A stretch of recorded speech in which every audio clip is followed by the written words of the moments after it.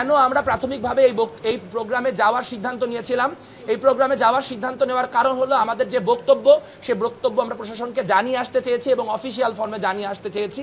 কিন্তু একই সঙ্গে আমাদের ওয়াকআউট করার কারণ হচ্ছে যে বারবার করে ইসলামী ছাত্র শিবির, যারা কিনা 90-এর যেই সামাজিক চুক্তি, সেই সামাজিক চুক্তি অর্থাৎ পরিবেশ পরিষদের আন্ডারে একটি নিষিদ্ধ সংগঠন, তারা কিভাবে করে কোনো ধরনের প্রক্রিয়া ছাড়া এই ক্যাম্পাসে নর্মালাইজড হয়ে গেল এবং এই ক্যাম্পাসের প্রতিটি প্রোগ্রামে তারা অংশগ্রহণ করছে এবং তারা চিহ্নিত রাজাকারদের, চিহ্নিত পাকিস্তানপন্থী নেতাদেরকে এখানে সেলিব্রেট করার রাজনীতি করছে, সেই বিষয়ে আমরা ধিক্কার জানিয়ে গিয়েছি।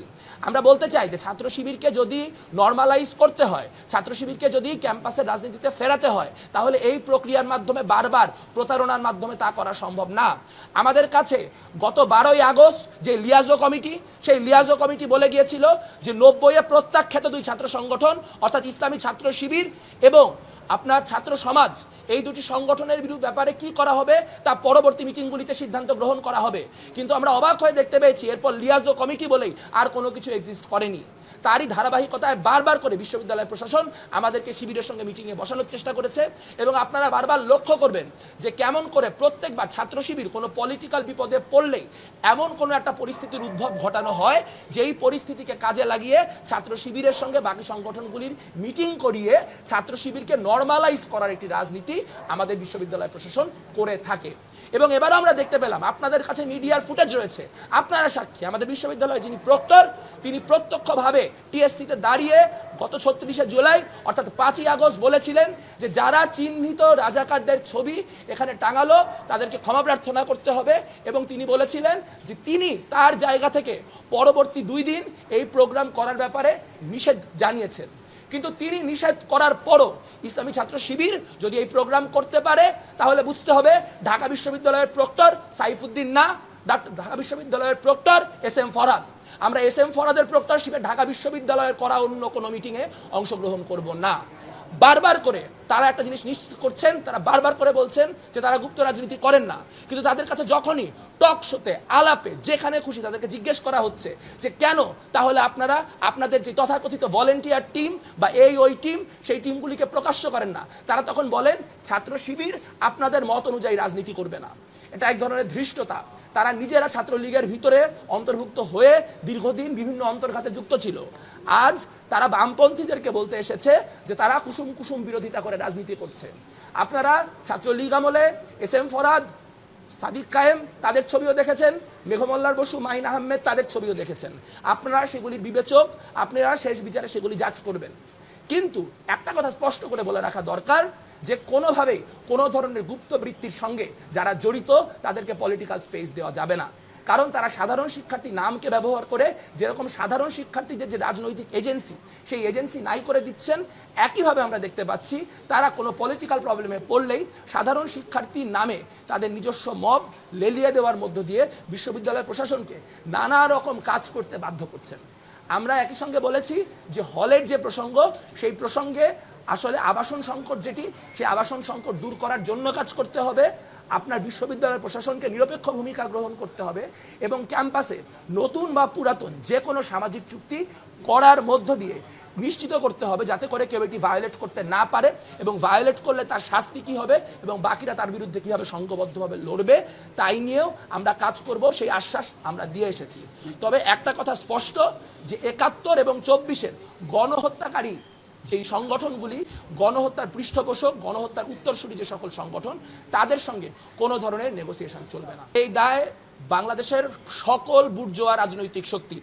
এই দায় প্রাথমিকভাবে আওয়ামী লীগের, যারা 1971-এর পরে তাদের কোনো বিচার করতে সক্ষম হয় নাই। এই দায় বিএনপির, যারা তাদের সঙ্গে জোটবদ্ধভাবে রাজনীতি করেছে। এই দায় আওয়ামী লীগের, কারণ তারা 96 তত্ত্বাবধায়ক সরকার আমলে জামাতের সঙ্গে গাঁটছড়া বেঁধেছে। এই দায় এখন এনসিপি, যারা এই মুহূর্তে জামাতকে পেট্রন করছে। এটা আমাদের দুর্ভাগ্য যে একটা গণহত্যাকারী দলকে বারবার করে নিজেদের কাজে লাগানোর জন্য বৃহৎ যে বুর্জোয়া শক্তিগুলো তারা নানান রকমভাবে তাদেরকে কাজে লাগান।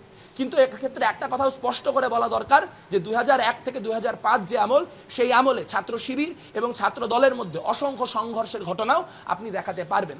আপনি এই সকল প্রশ্ন ছাত্র দলকে করতে পারেন, কিন্তু বাংলাদেশ ছাত্র ইউনিয়ন কোনোদিন জামাত ইসলামী প্রশ্নে, ছাত্র শিবির প্রশ্নে এক ফোঁটাও ছাড় দিয়ে আসে নাই।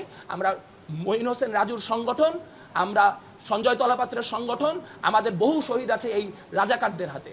কাজে আমরা কোনোভাবেই তাদের যেই তাণ্ডব, এই তাণ্ডব মেনে নেব না, এবং তারা যে বিভিন্ন রকম গুপ্ত বৃত্তির মধ্য দিয়ে রাজনীতিকে নিয়ন্ত্রণ করার চেষ্টা করছে, তার বিরুদ্ধে আমাদের যে ধিক্কার, তার বিরুদ্ধে যে আমাদের ঘৃণা, তা অব্যাহত থাকবে। ঐক্য বলে এই মুহূর্তে কোনো কিছু থাকা সম্ভব না, কারণ আমরা দেখতে পেয়েছি একটি ছাত্র সংগঠন বারবার করে, একবার তারা চিহ্নিত রাজাকারদের ছবি আপনার টিএসসিতে টাঙাবে, তার পরবর্তীতে তারা গুপ্ত বৃত্তির মধ্য দিয়ে রাত 12টার সময় মিছিল নামাবে, এবং তারা সাধারণ শিক্ষার্থীদেরকে বারবার উস্কানোর মধ্য দিয়ে, সাধারণ শিক্ষার্থীদের সেন্টিমেন্টকে ইউটিলাইজ করার মধ্য দিয়ে বারবার একটা মব পরিস্থিতি সৃষ্টি করবে। কাজেই যদি ঐক্যের জন্য কাউকে দায়ী করতে হয়, তাহলে তাদেরকে দায়ী করুন যাদেরকে 24-এ আমরা বামপন্থীরা, আপনারা সাক্ষী, প্রথম 6 মাস আমরা শিবির নিয়ে একটা শব্দ উচ্চারণ করি নাই, আমরা কোনো আলোচনা করতে যাই নাই, কারণ আমরা ভেবেছিলাম যে তারা নতুন প্রজন্ম, তারা হয়তো নতুন করে নতুনভাবে রাজনীতি করবে। কিন্তু এটা আমাদেরই বুদ্ধিমত্তার অভাব আসলে, যে আমরা ভুলে যাই যে আমরা যদি সকলেও ভুলে যাই 1971-এ জামাত ইসলামের অবস্থান কি ছিল, জামাত ইসলামী নিজে তা ভুলতে পারে না, ফলে তার বারবার করে 1971 ভ্রান্ত ছিল, এই রাজনীতিতে তাই ফিরে যাইতে হয়। কাজেই তাদের সঙ্গে কোনো ধরনের ঐক্যবদ্ধ অবস্থান তৈরি করা তখনই সম্ভব যখন তারা প্রকৃতপক্ষে তাদের কৃতকর্মের জন্য ক্ষমা প্রার্থনা করবে এবং সেই অনুযায়ী তাদের রাজনীতি প্রকাশ্যে পরিচালনা করবে। গুপ্তঘাতক এবং যে রাজাকার, তাদের সাথে কোনো ধরনের ঐক্যে মঈন হোসেন রাজুর উত্তরসূরিরা থাকবে না। আমি তো শিবিরের কাজের দায় নিব না। আজকে এই মিটিং করে এসেছে, কালকে আবার আপনার হচ্ছে এই গুপ্তবৃত্তি করবে, তখন সারা দেশের মানুষ বলবে যে আচ্ছা, এই যে শিবিরের সাথে মিলে গুপ্তবৃত্তির জন্য তারা পারমিশন দিয়ে আসছে। গত 1 বছর আমাদেরকে এই জন্য যে পরিমাণ কথা শুনতে হয়েছে, আমরা তো সর্বোচ্চ চেষ্টা করছিলাম তাদের সাথে গণতান্ত্রিক অবস্থান বজায় রাখার, কিন্তু তারা যদি তাদের পুরানো খাইজলত থেকে বের না হইতে পারে, তাহলে সেই দায় কোনোভাবেই প্রগতিশীলদের দেওয়া যাবে না। আর আপনি বলতেছেন যে আজকে ছাত্র ইউনিয়নকে নিষিদ্ধ করে দেওয়ার কথা, যে সকল ছাত্র সংগঠন মিলে যদি নিষিদ্ধ করে, আমাদের কোনো আপত্তি নেই, সকল ছাত্র সংগঠন মিলে নিষিদ্ধ করান আপনি। এটা কোনো ছাত্র সংগঠন অন্য ছাত্র সংগঠনকে নিষিদ্ধ করার পক্ষে থাকেন, এটা বেসিক সায়েন্স।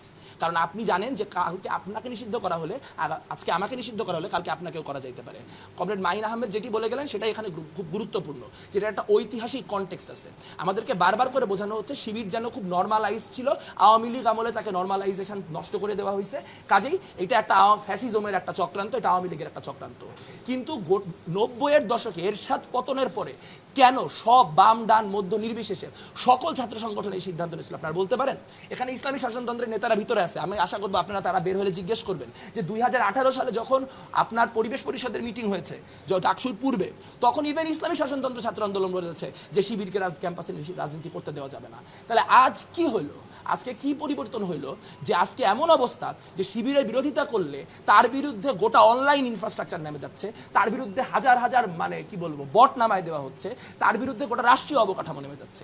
এভাবে করে যারা বৈপ্লবিক শক্তি, যারা গণতন্ত্রের শক্তি, তাদেরকে কখনোই আপনি আটকাইতে পারবেন না। এবং আমাদের যে প্রতিরোধ, সেই প্রতিরোধ জারি থাকবে।